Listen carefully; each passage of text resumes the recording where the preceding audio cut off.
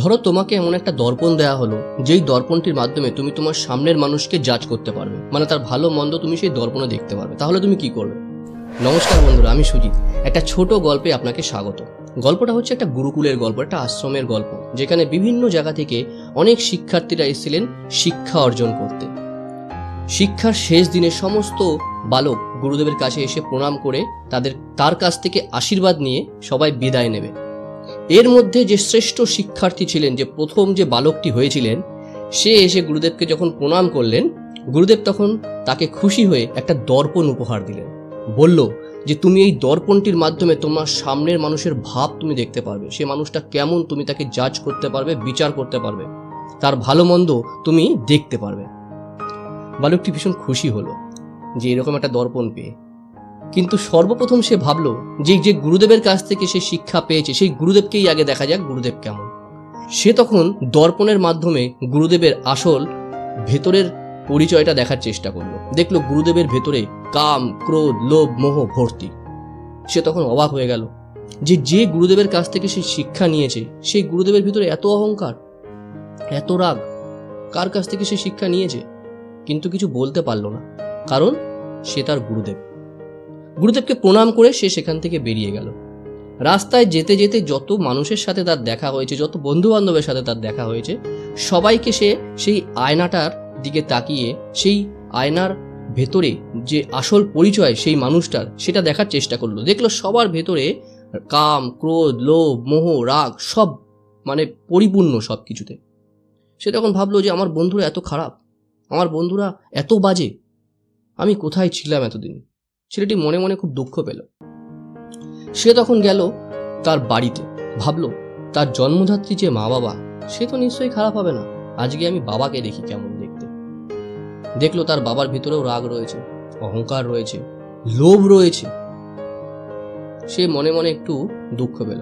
ভাবলো এবার আমি মাকে দেখি, কারণ জন্মদাত্রী মা, সে তো খারাপ হতে পারে না, মাকে সবাই প্রচন্ড ভালোবাসে, প্রচন্ড শ্রদ্ধা করে।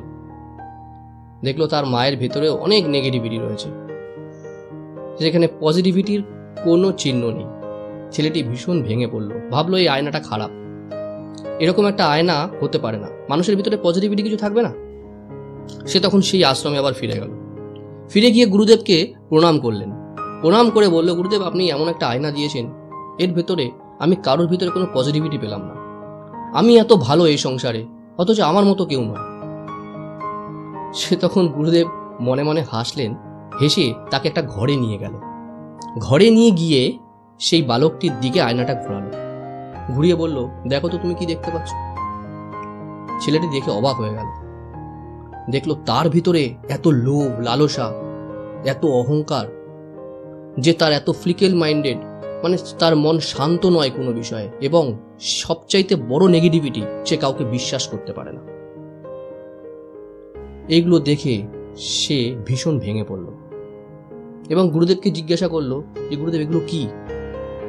তখন গুরুদেব বলল, আমি তোমাকে এই দর্পণটা দিয়েছিলাম তোমাকে নিজেকে পরিবর্তন করতে, অন্যকে দেখতে নয়। এই গল্পটার সাথে আমাদের এখনকার জীবনের ভীষণ মিল রয়েছে। বন্ধুরা, গল্পটা কিন্তু খুব ছোট, গল্পের সারাংশ একটাই, আমরা আমাদের নিজেদের কাজের জন্য সময় দিই না, আমরা অন্যের পিছনে সময় অপচয় করি, অন্যের ভালো মন্দ, দোষ গুণ সেগুলো নিয়ে বিচার করি। ওই যে বলে না পিএনপিসি করা, ব্যাপারটা ঠিক এরকম। পিএনপিসি করা বন্ধ করে নিজের কর্মের প্রতি, নিজের লক্ষ্যের প্রতি আরো বেশি ফোকাস হওয়া উচিত। আজকের গল্পে এটাই সারাংশ, এটাই বলার চেষ্টা করলাম যে নিজের কাজের প্রতি ফোকাস করো। তুমি যদি কোনো স্টুডেন্ট হয়ে থাকো, তোমার গোলটাকে আজকেই সেট করো, তাহলে তুমি জীবনের লক্ষ্যে পৌঁছাতে পারবে।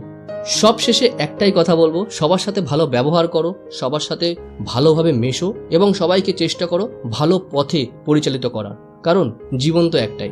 যদি ভিডিওটা ভালো লাগে বন্ধুদের সাথে অবশ্যই শেয়ার করো, আর ভালো লাগলে আমার চ্যানেলটা অবশ্যই লাইক, কমেন্টস আর সাবস্ক্রাইব করে দিও, আর কমেন্টসে জানিও তোমাদের ভিডিওটা কেমন লাগলো। এরকম জীবন পরিবর্তনের ভিডিও আমার চ্যানেলে আসতেই থাকে, সুতরাং ভালো লাগলে অবশ্যই সাবস্ক্রাইব আর ফলো করে রেখো। জীবন তো একটাই। দেখা হচ্ছে একটা নতুন ভিডিওতে। সবাই ভালো থাকুন, সুস্থ থাকুন। নমস্কার।